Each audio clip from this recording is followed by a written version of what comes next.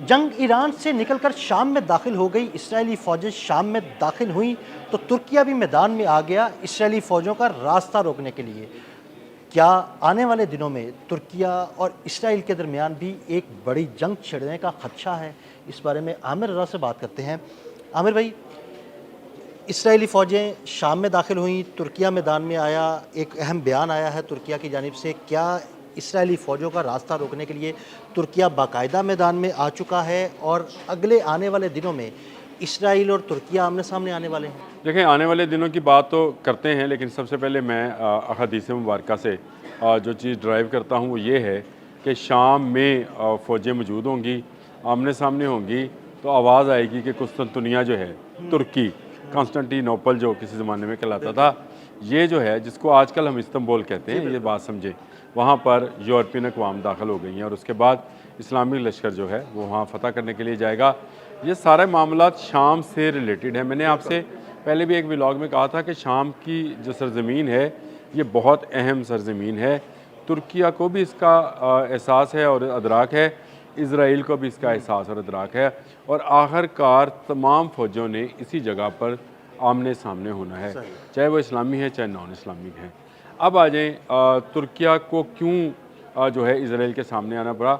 शाम की 900 किलोमीटर लंबी तवील सरहद तुर्किया के साथ है, सही। और अगर शाम जो है ये कब्ज़े में चला जाता है तो बराह रास्त इज़राइल तुर्किया के लिए एक ख़तरा बन जाएगा। बिल्कुल ऐसी है, वो एक ये रास्ता बन जाएगा ये ना? एक रास्ता बन जाएगा, बल्कि एक ये है कि एक बड़ी पावर जो कि हम समझते हैं कि तुर्किया जो है ना सिर्फ नेटो का रुकन है, बल्कि 5th जनरेशन का कान जहाज़ बना रही है। अभी पिछले दिनों उन्होंने, उनकी कंपनीज़ ने बैलिस्टिक मिसाइल बनाए हैं, उनके ड्रोन्स बड़े मशहूर ड्रोन्स हैं, बड़े मतलब मशहूर दिफाई हैं। साज़ो-सामान में उनका एक बड़ा नाम है। इस पूरे खित्ते में के अंदर अगर कोई मुल्क इज़राइल के बहुत करीब समझा जाता था तो वो तुर्की है। बिज़नेस रिलेशंस उनके हैं, उनकी आपस में जो हैं चीज़ें जो लेट्स से उनके सफारत खाने दोनों मुल्कों के, तुर्किया का इज़राइल में है, इज़राइल का तुर्किया में मौजूद है। लेकिन इसके बाद जब से तैयब एर्दोआन आए हैं, मुसलसल गज़ा और फ़लस्तीन के हक़ में आवाज़ उठा रहे हैं। उनकी एक तकरीर जो बड़ी मशहूर हुई, जो बार बार अगर आप सोशल मीडिया पर जाएँ तो वो आती है, जिसमें वो कहते हैं कि इन्होंने पहले फ़लस्तीन लेना है, फिर इन्होंने जो है इस्तांबुल को लेंगे, फिर ये इस्लामाबाद को लेंगे, फिर ये जो है रियाज़ में जाएंगे, फिर ये इस तरह से ये यहूदियों का एक बड़ा एजेंडा है। काहिरा का नाम भी लिया उन्होंने, तो मुख्तलिफ़ इस्लामिक ममालिक के जो अहम शहर हैं उनका उन्होंने नाम लिया। तो इसका मतलब ये है कि इसको यहीं पर रोका जाए।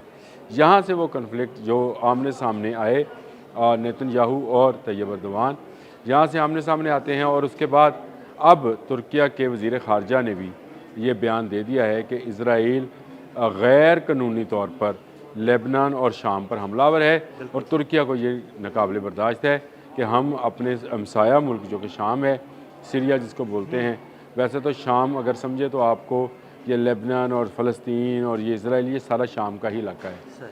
तो इस इलाके के अंदर इज़राइल किसी की सूरत कबूल नहीं है। जब से शाम पर हमलावर हुआ है इज़राइल, तुर्किया ज़्यादा एक तो अग्रेसिव हो गया है, और दूसरा नज़र आता है कि आने वाले दिनों में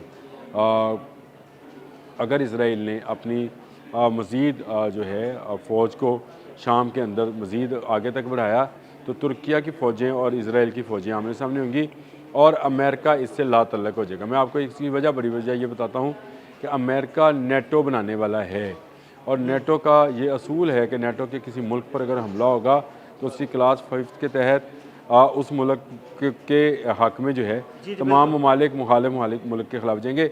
इज़राइल नेटो का रुकन नहीं है। नॉन नेटो कंट्री होने के नाते इज़राइल को ज़्यादा ख़तरा है। अगर अमेरिका साइडलाइन पर हो गया तो ईरान से ज़्यादा तुर्किया जदीद टेक्नोलॉजी रखता है, और तुर्किया के तो फिर शदीद बात शदीद। बढ़ेगी। देखें, तुर्किया तो अब अपना जेट इंजन अपना बना रहा है। कान जो इसका प्रोजेक्ट है उसमें पाकिस्तान भी शामिल है। इस प्रोजेक्ट के तहत वो 5th जनरेशन का अपना जहाज़ बनाने जा रहा है। तो इसका मतलब ये है कि आने वाले दिनों में आप तुर्किया को एक बड़ी पावर के तौर पर देख रहे हैं। तैयब एर्दोआन को इस बात का अदराक है। वो पहले यहूदियों के ख़िलाफ़ बोलते रहे हैं, लेकिन अब फ़लस्तीन के मामले को लेकर उन्होंने बहुत अग्रेसिवनेस दिखाई। शाम के मामले में आकर उनकी फ़ौजें इस वक्त अगर समझा जाए तो इज़राइली फ़ौजों के सामने हैं। अगर IDF जो कि इज़राइली डिफेंस फोर्सेस है उसको कोई रोकेगा तो वो तुर्किश फ़ौज होगी, और उनके मैं ये समझता हूँ कि उनकी ताकत के सामने इसराइल कुछ भी नहीं है।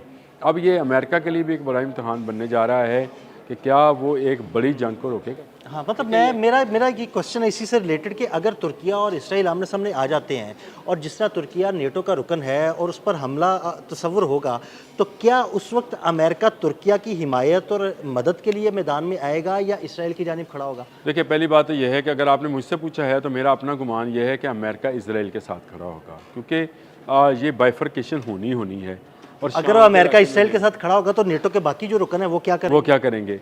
अब ये इसका जवाब आपको दिया है डोनाल्ड ट्रंप ने, मैंने नहीं दिया। डोनाल्ड ट्रंप ने 40 रोज़ा जंग के दौरान, अगर आप और मैंने डिस्कस भी किया था कि इस जंग के दौरान उसने कहा नेटो कागजी शेर है, नेटो का कोई फ़ायदा नहीं, अगर नेटो मेरी मदद को नहीं आया तो मैं भी इसकी मदद को नहीं आऊँगा। नेटो को हमारी मदद के लिए आपने हरमज़ में आना चाहिए था।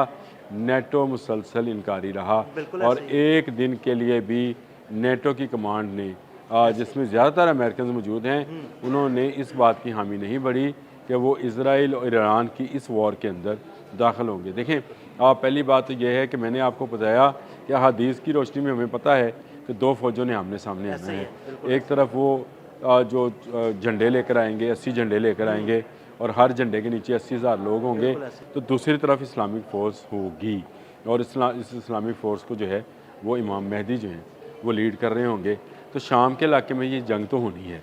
अब इसको कब तक होगी, क्यों नहीं होगी और इसको कब तक रोका जा सकता है, ये उन ममालिक की, मैं ये समझता हूँ, गैरत पर मुनसर है।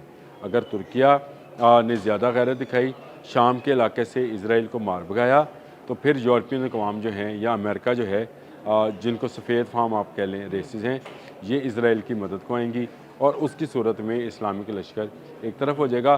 सुबह हमने इस पर बात भी की थी कि इस्लामिक नेटो बनने जा रही है, उसमें तुर्किया शामिल है, उसमें सऊदी अरब शामिल होगा, उसमें बाकी चीज़ें शामिल होगी।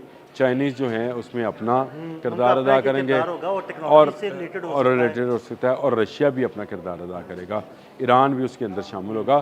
तो अगर ये गलती इसराइल ने इन हालात में की, यानी इस पूरे माहौल को अगर देखा जाए तो अकेला ईरान उनसे संभाला नहीं गया, लेकिन अगर ईरान के साथ इस्लामी मुल्क इकट्ठे हो जाएं तो फिर क्या होगा इसराइल? फिर क्या होगा? तो फिर क्या ईरान और तुर्की और बाकी ममालिक जो हैं जैसे सऊदी अरब है, अगर ये भी इनके साथ शामिल हो जाते हैं तो ना सिर्फ ये एक बहुत बड़ी मैं समझता हूँ कि फ़ोर्स बन जाएगी, बल्कि फिर अगर यूरोप नहीं आता है इसमें, रशिया उसको रोकने में कामयाब हो जाता है यूरोप को, तो फिर इसराइल का खात्मा जो है यहीं पर हो जाएगा। तो आमिर भाई, यकीनन मुस्लिम ममालिक इकट्ठे होंगे और ये जो आने वाले वक्त में मुस्लिम ममालिक एक तरफ होंगे और ये कुफार की फ़ौजें एक तरफ होंगी, तो मुकाबला तो होना ही होना है। अनिल भाई, बड़ा अच्छी बात आपने की कि ब्लॉक तो दो बनते चले जा रहे हैं। आहिस्ता आहिस्ता आपको ये बाइफरकेशन या तकसीम जो है वो बड़ी तेज़ी के साथ नज़र आना शुरू हो गई है।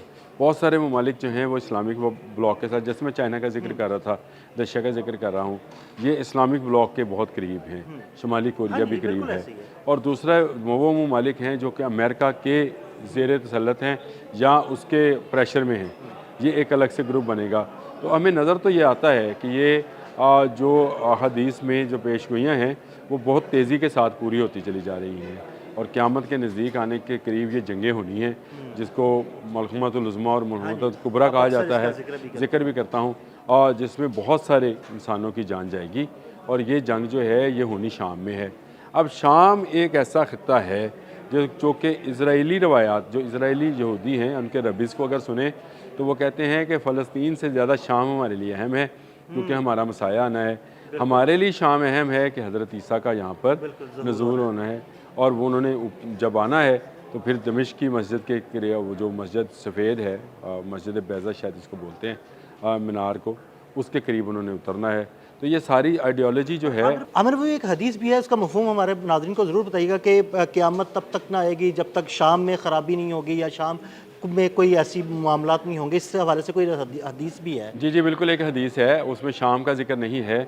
उसमें जो है अमरात बैतुल मक़दस, ये जो अभी इसराइल है, शाम है, और इसका और ख़राबुल यसरब, यानी ये जो मदीना पाक है इसके बाहर का जो इलाका है वहाँ तक यहूदियों ने, मैंने आपको बताया था कि ग्रेटर इसराइल के अंदर उन्होंने जो नक्शा बनाया है, क्योंकि वो समझते हैं कि खैबर जो है ये हमारा है, मौला अली ने फ़तह किया था, तो ये उसको अपना वो गर्दानते हैं। अगर उनके रब्बीज़ को आजकल सुने तो वो बहुत तेज़ी के साथ ये बात कर रहे हैं कि हमें शाम पर कब्ज़ा करना है।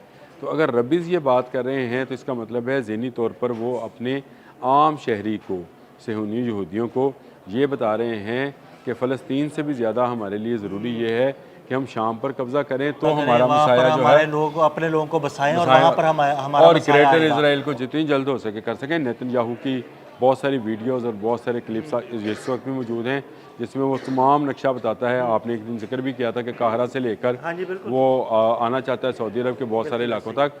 तो इन इलाकों तक आने के लिए उनको शाम पर कब्ज़ा बड़ा ज़रूरी है, लेकिन शाम में तुर्की उसको टकरेगा और अच्छी तरह से टकरेगा। अभी मेरा ख़्याल है वो वक्त नहीं आया है। अभी तुर्की के पास इतनी फ़ोर्स मौजूद है कि वो अकेला भी इसराइल का मुकाबला कर सकता है। ईरान ने तो खैर अमेरिका और इसराइल दोनों का मुकाबला किया है, तुर्की भी मुकाबला कर सकता है, लेकिन एक नेटो रुकन है। नेटो टूटेगी, नेटो की जगह पे एक नया इत्तेहाद बनेगा जिसमें कोई इस्लामी मुल्क शामिल नहीं होगा। उसके बाद एक इस्लामिक नेटो बनेगी। नेटो सिर्फ नाम ही मैं इस्तेमाल कर रहा हूँ, उसका नाम हाँ, इस्लामिक कुछ भी हो इत्तेहाद सकता कह लें है। आप। इस्लामी इत्तेहाद कह लें, इस्लामिक ऑर्गेनाइजेशन कह लें, इस्लामिक मुश्तरका डिफेंस काउंसिल कह लें, उसका नाम कुछ भी हो सकता है, वो बनेगा। फिर आपको ये दो ग्रुप काम करते हुए नज़र आएंगे। ये कब होगा इसके लिए तैयारी की जा रही है और आहिस्ता आहिस्ता आप देखेंगे कि ये दो बड़े ब्लॉक जो हैं ये अलग अलग होते चले जाएंगे और फिर जब इनका क्लैश होगा वो मुल्कमतुल उज़्मा और मुल्कमतुल कुबरा होगी और ये शाम के इलाके में होगी। बहुत शुक्रिया आमिर भाई। आमिर भाई ने इस सारे मामले पर बड़ी तफसील के साथ रोशनी डाली। मज़ीद अपडेट्स के लिए मैं फॉलो करते रहें। अदील अहमद और आमिर रज़ा को इजाज़त दीजिएगा। अल्लाह हाफ़िज़।